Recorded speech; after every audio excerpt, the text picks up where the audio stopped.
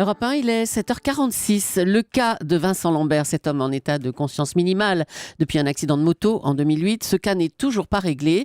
Sa famille se déchire pour savoir s'il faut le laisser vivre. Et c'est maintenant la Cour européenne des droits de l'homme qui traite le dossier. Son médecin au CHU de Reims, Éric Carigère, trouve que tout cela a vraiment trop duré. Il est votre invité, Thomas, pour l'interview vérité d'Europe 1. Bonjour, docteur Carigère. Bonjour Thomas Soto. Ça fait 23 ans que vous exercez au CHU de Reims. Vous êtes à la tête du service de médecine palliative.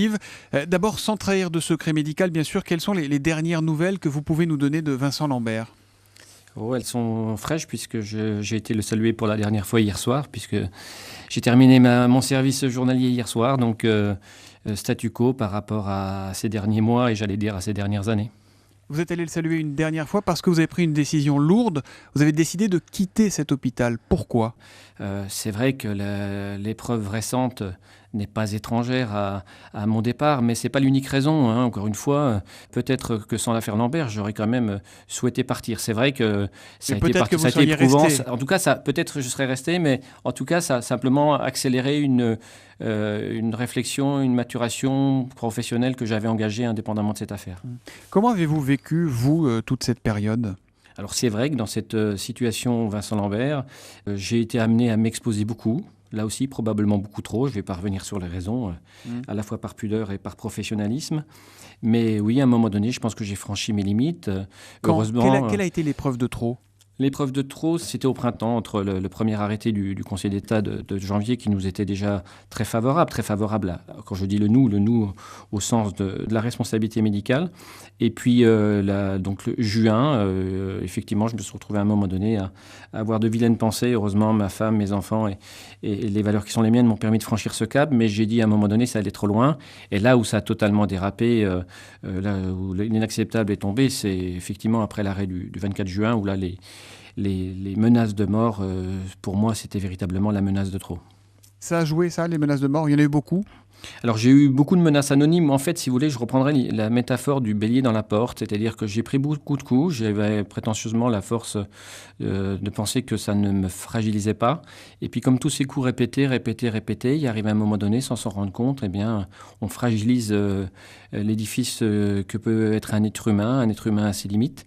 Et oui, je crois que je suis allé jusqu'à mes limites, voire au-delà de mes limites. Et je ne regrette rien encore une fois. Je crois que ce combat de respecter ce patient et ce combat en faveur d'une certaine médecine, d'une médecine qui ne s'obstine pas, d'une médecine qui reconnaît ses limites, je ne regrette pas de l'avoir conduit, mais je pense que ça ne méritait pas que j'y laisse ma peau, donc j'ai pris mes responsabilités aussi.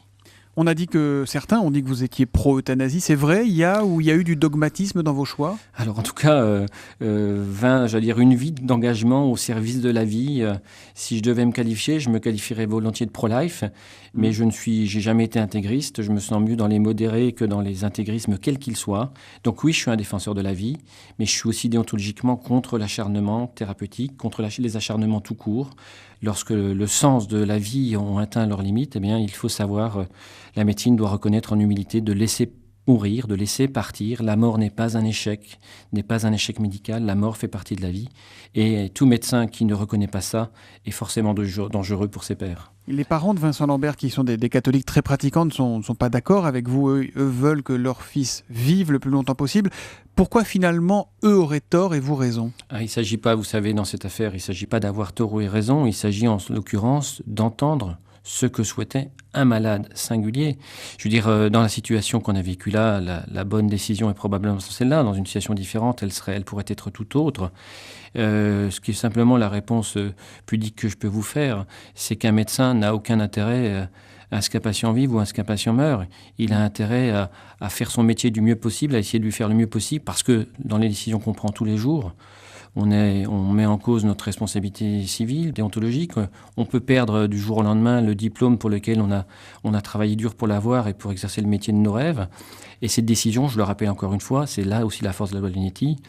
Les décisions difficiles de limitation d'arrêt de traitement, elles ne sont pas prises seules aujourd'hui. On prend la décision en respect de notre malade. C'est ce qui fait la force de la médecine humaniste, gériatrique et palliative que j'exerce.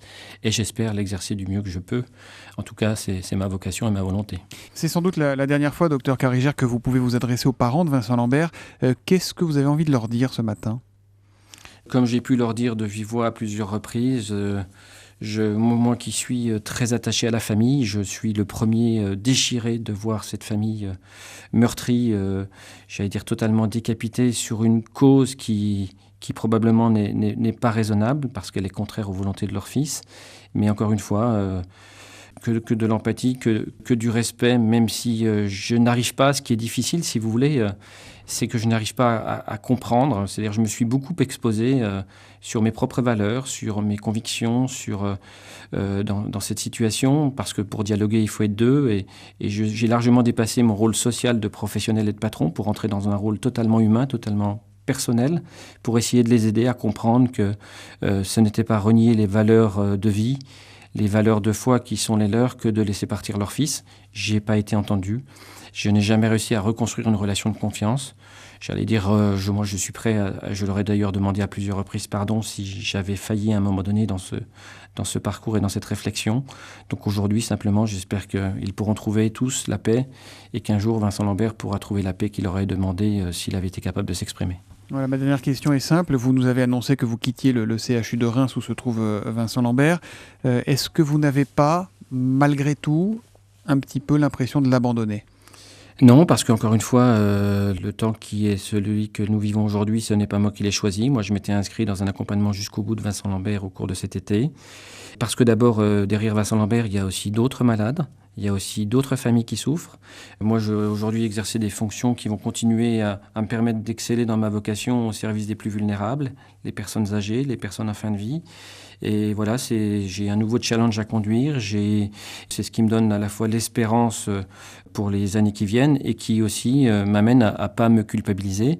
D'autant plus que je laisse derrière moi une équipe expérimentée, une équipe qui connaît la situation au moins, voire mieux que moi, puisqu'il l'accompagnait au jour le jour. Et donc, j'ai toute confiance en l'équipe qui va continuer à soigner Vincent Lambert et accompagner ses proches. Merci, docteur Carigère, d'avoir été sur Europe 1 ce matin. Merci pour ce témoignage très fort. Bonne journée et bonne chance donc dans vos nouvelles aventures professionnelles. Je vous en prie, merci à tous. Merci.